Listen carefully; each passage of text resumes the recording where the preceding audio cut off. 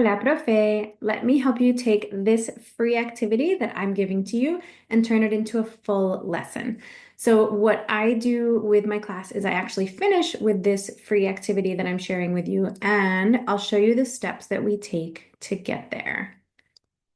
Okay, so the first thing that I do is I ask my students to do the hard work, and they have to brainstorm all the words that they know related to Valentine's Day. And it might be in English, or maybe they know some words in Spanish. This would depend on the student's level. And in this lesson that I'm going to show you examples from, it was a Spanish 1 class, and the level was that they were ready to share Valentine's Day words in English. No pasa nada. What I did then was I gave them the words in Spanish on a different color sticky, or you could do this on your whiteboard. And then I asked my students to connect the words that they know. And so they might use cognates and familiar words. They likely know candy, they might know heart, and then they're going to use process of elimination for the ones that they don't know. In this case, I had a student who was sharing full ideas, and so I just picked words from that to give them for this activity.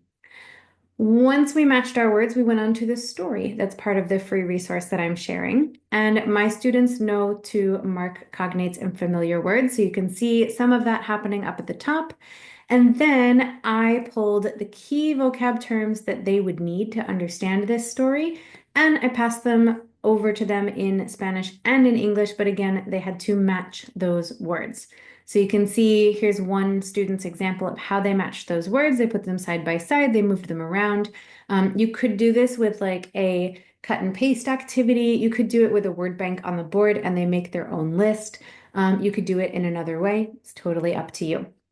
The next thing that I did was I added some comprehension questions just to be sure that my students were understanding the story before we moved on to the puzzle.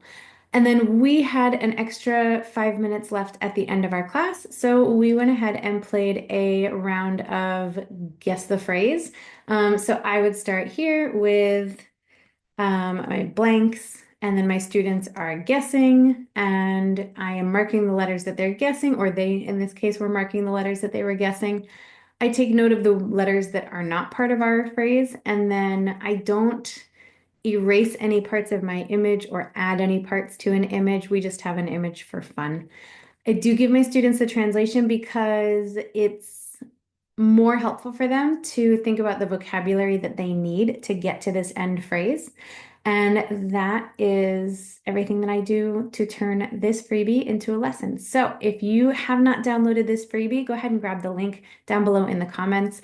Let me know what you think about it, and I hope that you have a wonderful Día de San Valentín en la clase de español. Chao, profe.